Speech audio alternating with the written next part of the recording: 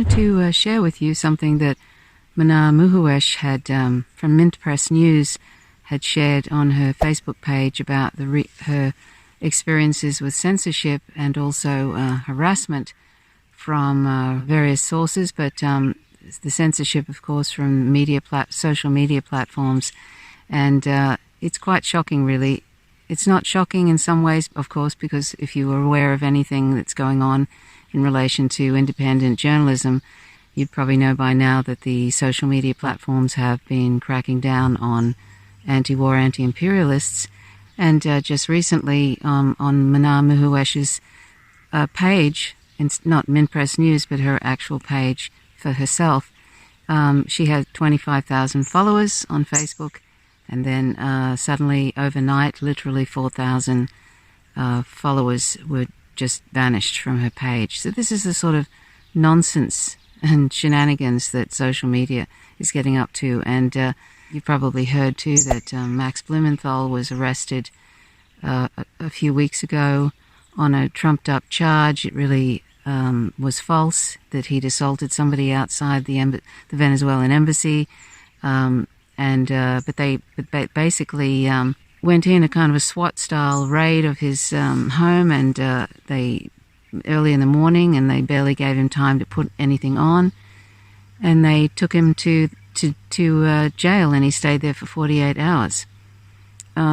He's an independent journalist and editor of the Grey Zone News. And I share regularly things from the Grey Zone. So this is, and they basically dropped the charges. But this is something that U.S. empire does to independent journalists as it sort of creeps along towards fascism.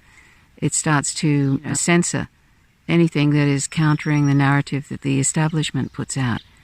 So that's what's happening to independent journalists in the United States, the ones that are actually telling the truth about what U.S. empire is doing in their various imperialist adventures overseas and so forth.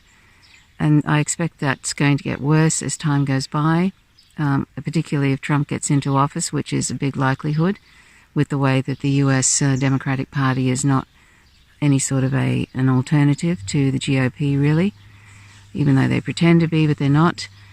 So if Trump gets in, which is quite likely, that's going to be kind of very dire for journalists, I feel. I think it's quite possible that they're going to start rounding people up and imprisoning them, and they can do that under the NDAA, which National Defense Authorization Act, where they can literally round up American citizens now and hold them without charge, without counsel, indefinitely, and they can even assassinate them legally.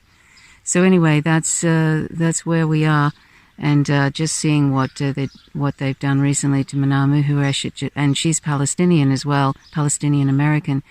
So it's very unfortunate. Anyway, I'm going to share this with you, and please support Mint Press News and Manar Muhuesh. Give her lots of love, because it's very difficult. She's only a young person. She's only like 26 or something. She does a fantastic job with Mint Press News, and so does Whitney Webb and people like that, and then there's, all the other independent journalists, Max Blumenthal, Ben Norton, Abby Martin, they're all doing their bit to try and address and bring an end to this dreadful empire which is causing so much carnage all over the world. That's what we all need to do. We all need to spread independent news, independent journalists' work. Otherwise, nobody really knows what's going on, because the mainstream media basically are just stenographers for empire. They're not really putting out any real news. They're actually just putting out the national security state talking points, the CIA talking points, basically. So let's do what we can to support independent journalism. Anyway, I'm going to share with you what Manar wrote the other day on her Facebook page. Please subscribe to my channel if you haven't already. Click the notifications bell, otherwise you don't receive notifications after I drop a video. And please wait and check out what Manar has to say. Thanks for watching. It's no secret I get attacked and smeared a lot within the media. I'm a young Palestinian-American Muslim woman wearing hijab, running a media company that calls out the war machine and special interest groups that have hijacked our government. I'm every establishment, pro-war, neoliberal and neoconservative's nightmare, so you could say I'm an easy target.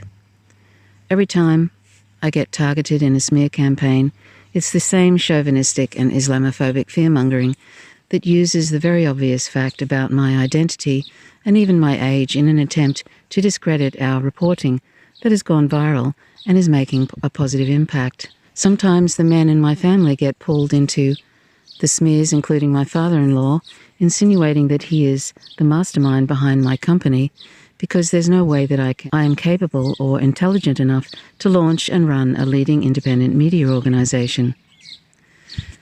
This time, a group of chauvinistic right-wing closeted racists have taken the attacks to another level by publishing ridiculous articles targeting our senior staff writer Whitney Webb, even doxing her personal info and that of her family. For those who have been following her work, she is one of the most intelligent, fearless, and trailblazing journalists of our time. The reason I mention the attacks against me is because in an attempt to discredit her reporting about Jeffrey Epstein, that has gone viral and resulted in a book deal and probably over 100 radio and TV interviews, these two men by the names of Daniel Hopsicker and George Webb are harassing her and her family and are risking their safety. These two guys had the audacity to get in a car and head to her hometown to confront her father and family. They even got a flat tire on the way and tweeted that O'Day was responsible. But why? Let me explain. In their attempt to discredit Whitney's reporting, they've basically copy and pasted one of the smear articles against me by BuzzFeed and are basically saying that Ayatollahs in Iran are funding Mint Press and that I'm secretly not the owner. It's my father-in-law, who is an Islamic scholar who studied in Iran at one of the Muslims world's oldest seminary schools in Qom, Iran, over 30 years ago. Because Muslims are scary, it's not uncommon for Muslim families to have somebody who has studied in Islamic seminary school. It's part of the culture. Then they go on to say that my father-in-law is also simultaneously working for the CIA and somehow also works with Qasem Soleimani. You just can't make this stuff up.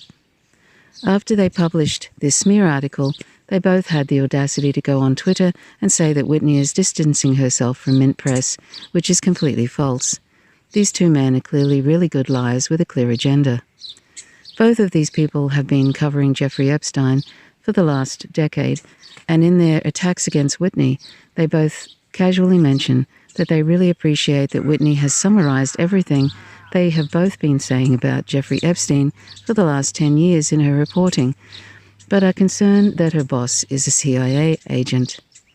So it's very obvious that despite the smear attacking me and my family, again, it was an attempt to discredit Whitney because she poses a threat to their reporting on Jeffrey Epstein as a young woman who is making waves in her coverage, what is getting far more attention than theirs has. Whitney is one of the most intelligent and trailblazing female journalists I know, worthy of recognition and awards beyond her age.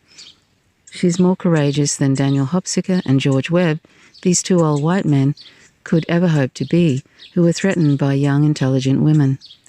What bothers me even more about this particular attack is that it is purely out of jealousy. It didn't come from establishment pro-war journalists, it came from anti-establishment activists that showed how much their reputation meant over real, truthful journalism. You can't call yourself a watchdog journalist if you engage in dangerous Islamophobic and fear-mongering smear campaigns that only play into the divide and conquer tactics of the very establishment we should be holding accountable. Please send your support to Whitney Webb and to the Mint Press team who have been harassed recently. Mana e Muhuwesh, Mint Press News.